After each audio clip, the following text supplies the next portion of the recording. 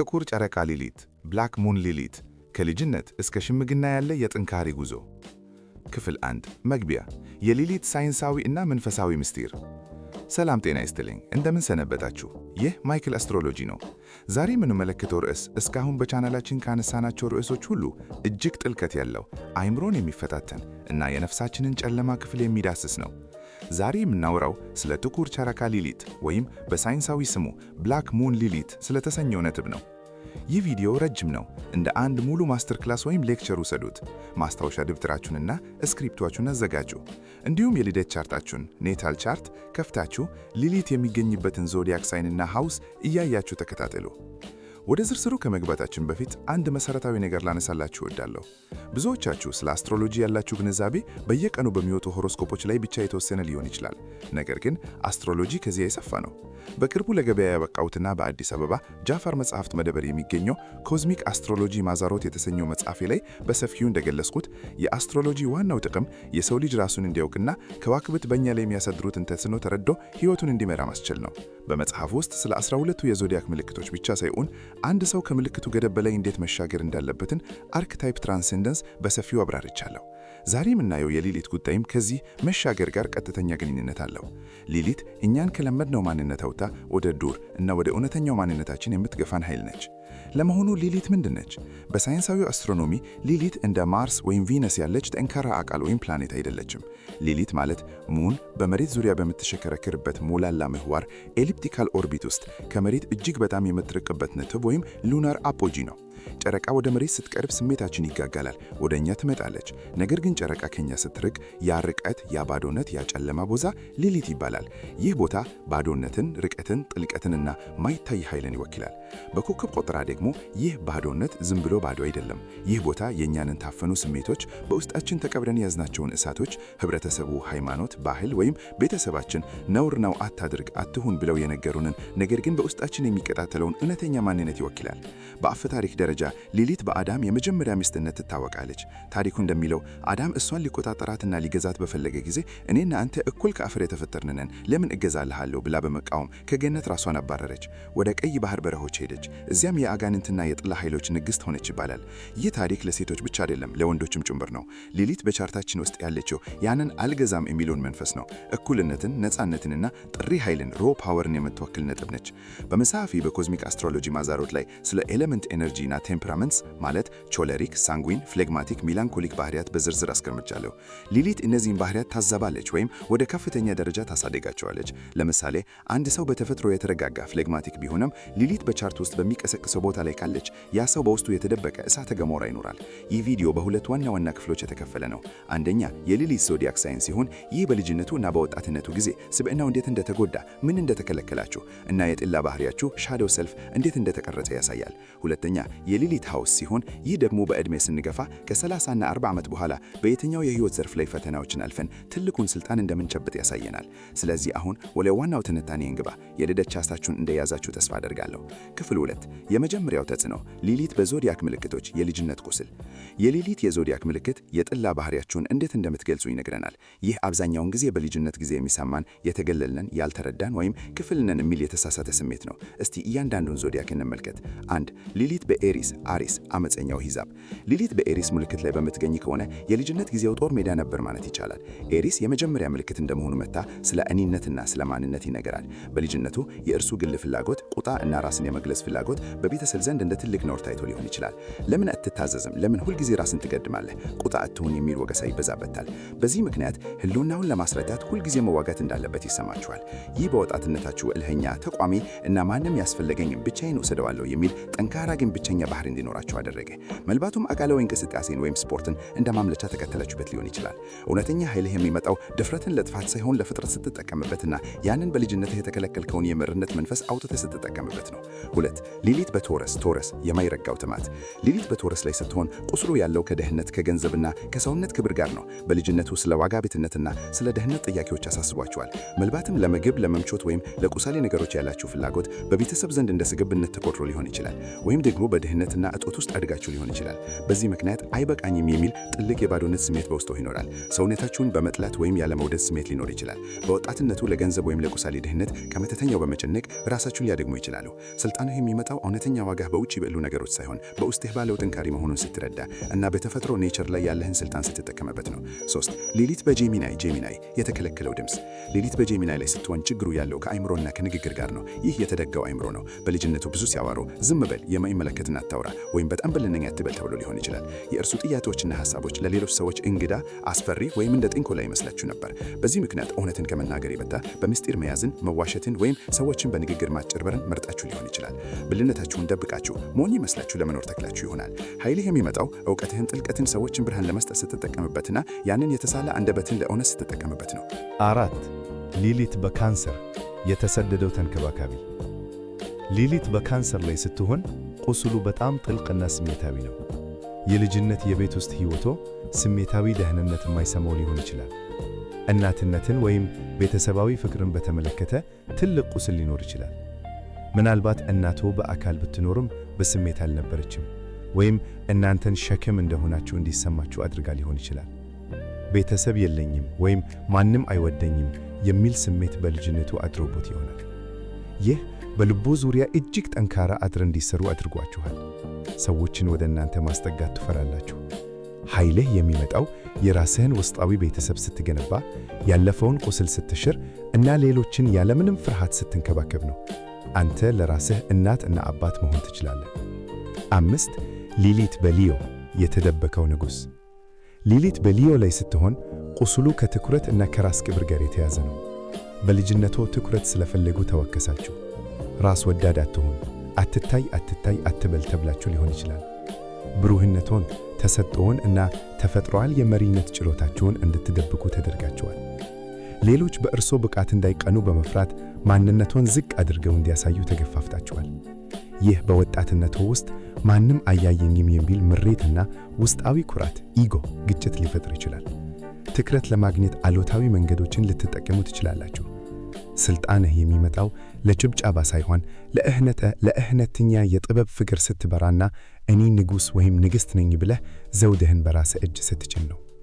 6 ሊሊት በቪርጎ የፍጹምነት እስረኛ። ሊሊት በቪርጎ ላይ ስትሆን ቁስሉ ከሥራ፣ ከጤና እና ከፍጹምነት ፐርፌክሽኒዝም ጋር የተያዘ ነው። በውስጡ የሆነ ስህተት እንዳለ ወይም የቆሸሻችሁ እንደሆናችሁ ይሰማዎት ነበር። ያንን ስህተት ለማረም ሲሉ ሁሉንም ነገር በቁጥጥር ስር ለማዋል ይጥሩ ነበር። በልጅነቱ ቆሻሻ ነህ፣ ሥርዓት የለህም ወይም ሥራ አታውቅም ተብለው ተወከሰው ይሆናል። ይህ ለራሳችሁ እና ለሌሎች በጣም ጥብቅ፣ ትቺ እና አስቸጋሪ እንዲሆኑ አድርጓቸዋል። የግብረ ሥጋ ግንኙነትን እንደ ቆሻሻ ነገር የማየት አዝማሚ ሊኖር ይችላል። ኃይልህ የሚመጣው ስህተትህን እንደ ውበት ስትቀበለው፣ ሰውነትህን ስታከብረው እና ሌሎችን በቅንነት ያለ ወቀሳ ስታገለግለው ነው። 7 ሊሊት በሊብራ የግንኙነት አመቸኛ። ሊሊት በሊብራ ላይ ስትሆን ችግሩ ያለው ከሽርክና እና ከፍትህ ጋር ነው። ለመወደድ ሲሉ ማንነቶን ማጣት እንዳለበት ይሰማዎት ነበር። ሰላም ለመፍጠር ራስህን ሰው፣ ለሰዎች ተመች የሚል ግፊት ከቤተሰብ ነበረባቸው። ይህ ግን በውስጡ ከፍተኛ ጥላቻን ፈጥሯል። በውጭ ፈገግ ትላላችሁ፣ በውጭ ግን ትበሽቃላችሁ። ከሰዎች ጋር ባላችሁ ግንኙነት አልገዛም የሚል ስሜት ይኖራቸዋል። የትዳር አጋርን ወይም ጓደኛን እንደ ጠላት የማየት ድብቅ ፍላጎት ሊኖር ይችላል። ኃይልህ የሚመጣው አይሆንም ማለትን ስትለማመድና ራስህን ሳታጣ እህነተኛ ፍቅር መስጠት ስትችል ነው። የውሸት ሰላም ፌክ ፒስ ለእርሶ መርዝ ነው። 8 ሊሊት በስኮርፒዮ የጨለማው ጌታ። ይህ እጅግ በጣም ጠንካራው የሊሊት ቦታ ነው። ሊሊት እዚህ ቤቷ ነው። ከተወለዱ ጀምሮ የሰዎችን ምስጢር፣ ውሻ እና ክፋት የማየት ችሎታ ነበራቸው።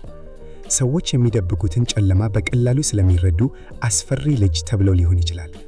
ሞት፣ ስጠት ወይም ስነ ልቦና ጉዳዮች ገና በልጅነቱ አጋጥሟቸው ሊሆን ይችላል።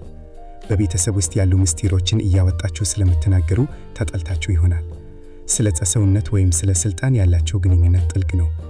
ኃይልህ የሚመጣው ሰዎችን ከመቆጣጠር የሚታሳ እነርሱን ወደ ብርሃን ስትለውጣቸው ነው። አንተ ሻማን ነህ፣ መርዝን ወደ መድኃኒት የመቀየር ኃይል አለ። 9 ሊሊት በሳጂታሪየስ ተቀበዘበው ንጉሥ። ሊሊት በሳጂታሪየስ ላይ ስትሆን ቁስሉ ከእምነት፣ ከእውነት እና ከነጻነት ጋር ነው።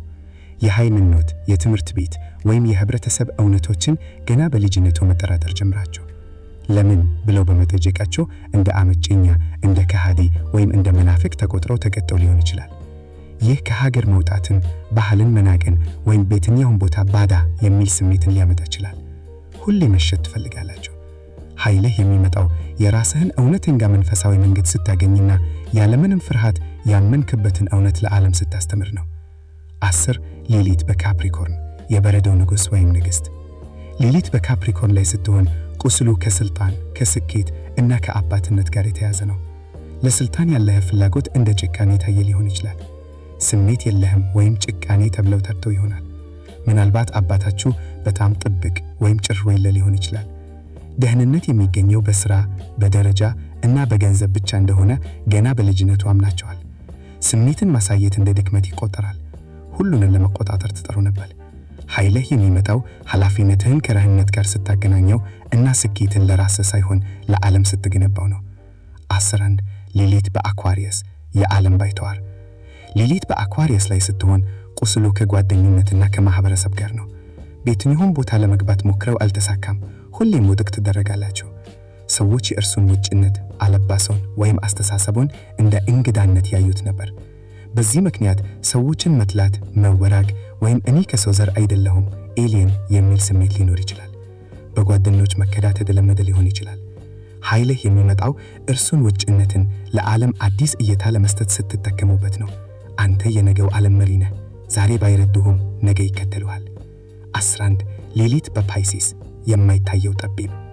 ሌሊት በፓይሲስ ላይ ስትሆን ቁስሉ ከእውነት፣ ከህልም እና ከመንፈሳዊነት ጋር ነው። ዓለምን ሕይወት ሁሉ ወደ ውስጡ የመሳብ ባህሪ ነበራቸው። በጣም ስሜታዊ ነህ፣ እውነቱን አታውቅም ወይም ህልም አላሚ ተብለው ተወቅሶ ይሆናል። ይህ ወደ ሱስ፣ ወደ ቀሻ ወይም ራስን ወደ ማጣት እስኬፒዝም የማምለክ ፍላጎት ሊፈጥር ይችላል። ድንበር ባውንደሪስ ማበዛት ይከብዳቸዋል። ኃይልህ የሚመጣው ስሜትህን ወደ ጥልቅ መንፈሳዊ ጥበብ ስትቀይረው እና በህልም ዓለምና በእውነቱ ዓለም መካከል ድልድይ መሆን ስትችል ነው። ይህ የዞዲያክ ክፍል ነበር። ኮዝሚክ አስትሮሎጂ ማዛሮት መጽሐፍ ላይ እንደገለጽኩት እነዚህ ምልክቶች የባህሪያችን መሰረቶች ናቸው። ነገር ግን ሌሊት በየትኛውም ቤት እንደምትገኝ ማወቁ ደግሞ እነዚህ ባህሪያትን በየትኛው የህይወት ዘርፍ እንደምንጠቀማቸው ይነግረናል። አሁን ወደ ቤቶች እንለፍ። ክፍል 3 የኋለኛው ተጽዕኖ። ሌሊት በቤቶች ውስጥ የስልጣን ዙፋን። የሌሊት ዞዲያክ ሳይን የውስጥ ባህሪን ሲያሳይ፣ የሌሊት ሃውስ ግን በውጭ ዓለም የት ቦታ ላይ እንደምንታገልና በመጨረሻም የት ቦታ ላይ እንደምንነገስ ያሳያል። እዚህ ጋር ነው በዕድሜ ስንገፋ ትልቅ ወንድል የምንቀዳጀው። አንደኛ ቤት የማንነትና የአካል ቤት። ሌሊት አንደኛ ቤት ውስጥ ከሆነች ትግሉ ያለው ከሰውነትና ከማንነት ጋር ነው። በወጣትነቱ ስለ ቁመናው ወይም ስለ ፊቱ ይጨነቁ ነበር። ምናልባትም መልከ ጠፉ ወይም አስፈሪ እንደሆኑ ይሰማውት ነበር። ሰዎች እርሱን ሲያዩ ይደነገጡ ይሆናል። ነገር ግን በዕድሜ ስንገፋ ይህ ቦታ ወደ ትልቅ ማራኪነት ይቀየራል። ሰዎች የእርሱን መገኘት ብቻ ይፈራሉ፣ ግን ይማራካሉ። አይናችሁ ውስጥ የሚነበብ ጥልቅ ኃይል አለ። በማንም አይመራ፣ ለማንም አያጎበዱት ጠንካራ ማንነት ይገነባሉ። አንተ የራሳችሁ ዓለም ፈጣሪ ትሆናችሁ። ሁለተኛ ቤት የሀብትና የዋጋ ቤት። ሌሊት ሁለተኛ ቤት ውስጥ ከሆነች ከገንዘብ ጋር የተወሳሰበ ግንኙነት ይኖራችኋል። ገንዘብ ለማግኘት በጣም ትቸገሩ ወይም ስታገኙት ቶሎ ታጡት ይሆናል። የራሳችሁን ዋጋ በገንዘብ ትለኩ ይሆናል። ነገር ግን በመጨረሻ ባህላዊ ያልሆኑ መንገዶችን በመጠቀም ትልቅ ሀብት የማፍራት ችሎታ ይኖራችኋል። መደበኛ ሥራ አይሆናችሁም። የእርሱ ዋጋ በሌሎች ሰዎች አስተያየት ላይ መውደቁ ያቆማል። የተፈጥሮ ሀብቶችን ወይም የጥበብ ሥራዎችን ወደ ገንዘብ የመቀየር ልዩ ተሰጥኦ ይኖራችኋል። ሦስተኛ ቤት የንግግርና የእውቀት ቤት። ሌሊት ሦስተኛ ቤት ውስጥ ከሆነች በልጅነቱ የመናገር ችግር፣ የመንተባተም ወይም የመደመጥ ችግር ነበረበት ይሆናል። ከወንድም እህት ጋር ግልጨት ሊኖር ይችላል። አሁን ግን ድምፆ እንደ ነጎድጓድ ይሆናል። ሰዎች ሊናገሩት የሚፈሩትን ታቡ ወይም ታቡ ጉዳዮች በግልጽ በመናገር የዓለምን ዓይን ትከፍታላችሁ። ጸሐፊ፣ ጋዜጠኛ ወይም ተናጋሪ ከሆናችሁ የምትናገሩት ነገር አብዮት ያስነሳል። ቃላቶቻችሁ ሰዎችን የመፈወስ ወይም የመግደል ኃይል አላቸው። አራተኛ ቤት የቤተሰብና የስር ቤት። ሌሊት አራተኛ ቤት ውስጥ ከሆነች ከቤተሰቦቻችሁ፣ ከዘራችሁ ወይም ከአገራችሁ ጋር ትልቅ ግልጨት ሊኖር ይችላል። በቤተሰብ ውስጥ እንደ ጥቁር በግ ብላክ ሺፕ ትታያላችሁ። የልጅነት ቤታችሁ የጦርነት ቀጠና ሊሆን ይችላል። ነገር ግን ስታድጉ የራሳችሁን መንደር፣ የራሳችሁን ሕግ እና የራሳችሁን ጎሳ ትፈጥራላችሁ። የእርሶ ቤት ለተገለሉ ሰዎች እንደ ትልቅ መጠጊያ ያገለግላል። የዘር ሐረግን መርገም ጄኔሬሽናል ከርስ ሰባሪዎች እናንተ ናችሁ። አምስተኛ ቤት የፍቅር፣ የልጆች እና የፈጠራ ቤት። ሊሊት አምስተኛ ቤት ውስጥ ከሆነች ይህ በጣም ኃይለኛ ቦታ ነው። ፍቅርን በተመለከተ በጣም አደገኛ፣ ድራማዊ ግን ጥልቅ ግንኙነቶችን ትመርጣላችሁ። ተራ ሕይወት ይሰለቻችኋል። በልጅነት ወይም በወጣትነት እርግዝና ወይም ከልጆች ጋር የተያያዘ ፈተና ሊኖር ይችላል።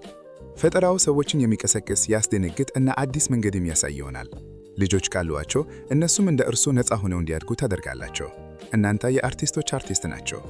ስድስተኛ ቤት የሥራ እና የጤና ቤት።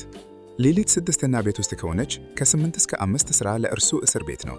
ለአለቃ መታዘብ ይከብዳቸዋል። የሥራ ቦታ ላይ ሁሌም ግልጨት ይኖራል። ነገር ግን የራሳቸውን የሥራ ሥርዓት ስትፈጥሩ ውጤታማ ትሆናላቸው። በጤና ረገድም የተለየ አልተርኔቲቭ የሕክምና መንገድ ሊከተሉ ይችላሉ። የሰውነቱን ምስጢራዊ ቋንቋ ጠንቅቀው ያውቃሉ። ጠንቋይ ዶክተሮች ወይም የተፈጥሮ ፈዋሾች በዚህ ቤት ውስጥ ሊሊት አላቸው። ሰባተኛ ቤት የጋብቻና የጠላ ቤት። ሊሊት ሰባተኛ ቤት ውስጥ ከሆነች በግንኙነቶች ውስጥ ሁል ጊዜ እኩልነት ትፈልጋላቸው። አጋራችሁ እናንተን ሊቆጣጠር ሲሞክር ትሸሻላቸው። ብዙ ጊዜ ወደ ሕይወታቸው የምትስቡት እንደ ሊሊት አይነት ባህሪ ያላቸውን ሰዎች፣ አመፀኞች፣ ጠንካራዎች ነው። ጠላቶቻችሁ የእናንተን ጥንካሬ የሚያነጻጽሩ ናቸው። እነሱም በማሸነፍ ነው እውነተኛ ማንነታችሁን የምታገኙት። በዚህ ቤት ውስጥ ሊሊት ሲኖር ጋብቻ ባህላዊ ላይሆን ይችላል። ስምንተኛ ቤት የሞት የጾታ እና የለውጥ ቤት። ሊሊት ስምንተኛ ቤት ውስጥ ከሆነች ይህ የሊሊት ተፈጥሯዊ ቤት ነው። ልክ እንደ ስኮርፒዮ ስለ ሞት፣ ስለ መንፈሳዊነት እና ስለ ጥልቅ ስሜት ያለው እውቀት ወደር የለውም። የሰው ልጅን ሳይኮሎጂ በሚገባ ትረዳላቸው። የሌሎችን ሀብት ማስተዳደር ወይም ለመውረስ ዕድል ይኖራል። ሰዎችን ከጨለማ ማውጣት ሻማናዊ ኃይል ይኖሯቸዋል። ወሲብ ለእርሱ የመንፈሳዊ ልምምድ አካል ነው። ሞትን አትፈሩም፣ ምክንያቱም ብዙ ጊዜ ሞታችሁ ተነስታችኋል ሜታፎሪካሊ። ዘጠነኛ ቤት የከፍተኛ ትምህርትና የፍልስፍና ቤት። ሊሊት ዘጠነኛ ቤት ውስጥ ከሆነች የተለመደው ትምህርት ቤትና ዩኒቨርሲቲ አይስማማውትም። የእርሱ የምትማሩት ከዓለም ትምህርኩ፣ ከጉዞ እና ከጥንታዊ መጽሐፍ ነው። እንደ ታላቅ ፍልስፍና ወይም እንደ ነጻ አስተማሪ ትታወቃላቸው። የውጭ አገር ሰዎች ወይም ባህሎት ይስቧቸዋል። የራሳቸውን እምነት ትፈጥራላቸው። እናንተ የዓለም ዜጋ ናቸው። አስረኛ ቤት የዝና እና የሙያ ቤት። ሊሊት አስረኛ ቤት ውስጥ ከሆነች እናንተ የተወለዳችሁት ለመግዛ ነው። ነገር ግን ወደ ስልጣን የምትወጡት በደረጃ ሳይሆን በመዝለል ነው። ሕጎችን በመጣስ አዲስ ሥርዓት ትዘረጋላቸው። ስማችሁ በመልካምም ሆነ በክፉ በሰፊው ሊጠራ ይችላል። ሰዎች የእርሱን አመፀኝነት እንደ ታላቅ መሪነት ያዩታል። በሥራ ቦታ ሴቶች ሆናቸው ወንዶችን የምታስፈራ ጠንካራ ሴት ትሆናላቸው። እናንተ የምትፈጥሩት ተጽዕኖ ለዘመናት ይቆያል። 11ኛ ቤት የጓደኝነትና የተስፋ ቤት። ሊሊት 11ኛ ቤት ውስጥ ከሆነች ጓደኞቻቸው እንደ እርሱ አይነት እንግዳ፣ የተገለሉ ወይም አብዮቶች ናቸው። በማህበራዊ ሚዲያ ወይም በቡድን ውስጥ ትልቅ ተጽዕኖ ትፈጥራላቸው። ዓለምን የወደፊት ዕጣ ፈንታ ለመለወጥ የሚሰሩ ስብሰቦችን ትመራላቸው። ለሰብአዊ መብትና ለነጻነት የሚታገሉ ሰዎች እዚህ ይገኛሉ። እናንተ የህዝብ ድምፅ ናቸው። 12ኛ ቤት የምስጢር እና የብቸኝነት ቤት። ሊሊት 12ኛ ቤት ውስጥ ከሆነች ይህ በጣም መንፈሳዊ ቦታ ነው። ከዓለም ተገለላችሁ በምትኖሩበት ጊዜ ትልቅን መግለጥ ታገኛላችሁ። ህልሞቻችሁ ትንቢታዊ ናቸው። ጠላቶቻችሁ ጥብቅ ናቸው። ሂድን ኤኒሚስ። ይህ የሊሊት ቦታ ከፍተኛውን ጥበብን በዝምታ በሜዲቴሽን እና በብቸኝነት ውስጥ እንዳታገኙ ያደርጋቸዋል። እናንተ የምስጢር ጠባቂዎች ናቸው። አራተኛ ክፍል ሊሊት ከሌሎች ፕላኔቶች ጋር ተጨማሪ ምስጢር። አሁን ደግሞ ሊሊት ከሌሎች ፕላኔቶች ጋር ስትገናኝ ምን እንደሚፈጠር በአጭሩ እንይ። በተለይ ኮንጃንክሽን መጣመር ካለ ተጽዕኖ በጣም ጠንካራ ነው። 1 ሊሊት ከሰን ጋር ኮንጃንክሽን ሰን። እጅግ በጣም ጠንካራ ማንነት። ሰዎች ወይ ይወዱሃል ወይ ይጠሉሃል፣ መካከለኛ የለም። አባታችሁ ወይም ባላችሁ በሕይወታችሁ ትልቅ የሊሊት ሚና ይጫወታሉ። የእናንተ ኢጎ ከጨለማው ማንነታችሁ ጋር አንድ ነው። 2 ሊሊት ከሙን ጋር ኮንጃንክሽን ሙን። ስሜታዊ ጥልቀት። እናትነት ቁስል ሊኖር ይችላል፣ ግን ጥልቅ የሆነ የውስጥ ግንዛቤ ይሰጥሃል። ስሜታችሁ እንደ ማዕበል ነው። ሴት ከሆናችሁ በጣም ኃይለኛ የሆነ የሴትነት ጉልበት ይኖራችኋል። 3 ሊሊት ከመርከሪ ጋር ኮንጃንክሽን መርከሪ። ስለ ምስጢራዊ ነገሮች መናገር እና መጽሐፍ። ቃላቶቻችሁ እንደ ሹል ሰይፍ ናቸው። አይምሯችሁ ማንም ያልደረሰበትን ጥልቅ ይዳስሳል። 4 ሊሊት ከቪነስ ጋር ኮንጃንክሽን ቪነስ። ማራኪነት፣ ግን በግንኙነት ውስጥ ፈተና። ፍቅርን የምትገለጹት በነፃነት ነው። በገንዘብና በፍቅር ጉዳይ ላይ የራሳቸው ሕግ አላቸው። ፋሽንና ውበት ላይ አዲስ ነገር ትፈጥራላቸው። 5 ሊሊት ከማርስ ጋር ኮንጃንክሽን ማርስ። ትልቅ የትግል ኃይልና ፍላጎት። በማንም የማትበገሩ ተዋጊ ትሆናላቸው። ጾታዊ ጉልበታቸው እጅግ ከፍተኛ ነው። ቁጣቸው እድፍ ሊሆን ስለሚችል መደንቀቅ ያስፈልጋል። በመጽሐፌ ኮዝሚክ አስትሮሎጂ ማዘሮት ላይ ስለ አስትሮሎጂ ወሰንና ድንበሮች ሳወራ አንድ ሰው ፕሮፌሽናል አስትሮሎጂስት መሆኑንም ወይም የቀረቡት መረጃዎች ትክክለኛ መሆናቸውን ለማረጋገጥ እነዚህን ጥልቅ ነጥቦች እንደ ሊሊት ያሉ ከዋናው የባህሪ ጥንካሬ ጋር ማገናዘብ እንዳለበት ገልያለሁ።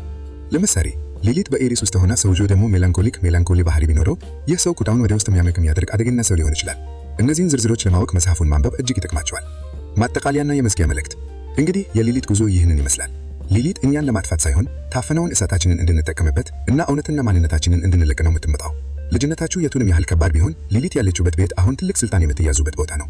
አስታውሱ፣ አስትሮሎጂ ምክር ለሌሎች ሰዎች እንዴት መስጠት እንደሚሰጥ እንዳለበት ስነግራችሁ የሰዎችን ጥልቅ ወይም ሊሊት ስትልኩ በጥንቃቄ መሆን አለበት። ምክንያቱም ይህ ቦታ ቁስላችሁ ነው፣ ነገር ግን መድኃኒቱም ያለው እዚያው ነው። ይህንን ረጅም ቪዲዮ እስከ መጨረሻው ስለተከታተላችሁ አመሰግናለሁ። የናንተ ሊሊት የት ዞዲያክ ሳይን እና ሃውስ ላይ እንደሆነች ኮሜንት ላይ አስቀምጡልኝ። እያንዳንዱን ኮሜንት ለማንበብ እሞክራለሁ። ስለ ራስዎ ማንነት፣ ስለ ስነ ከዋክብትና ስለ ሕይወት ምስጢር የበለጠ ለማወቅ እንዲሁም ዕለታዊ አስትሮሎጂ እንዴት እንደሚሠራ በዝርዝር ለመረዳት ኮዝሚክ አስትሮሎጂ ማዛሮት መጽሐፍን ከጃፋር መጽሐፍት መደብር ጃፋር ቡክስቶር መግዛት ትችላላችሁ። ቻናሌን ሰብስክራይብ ማድረጋችሁን አትዘንጉ። ቪዲዮውን ለጓደኞቻችሁም አጋሩት። ሁልጊዜም አስታውሱ፣ ጨለማችሁን ስትቀበሉት ነው ብርሃናችሁ የሚበራው። ስቴይ ዋይልድ፣ ስቴይ ፓወርፉል። ቻው።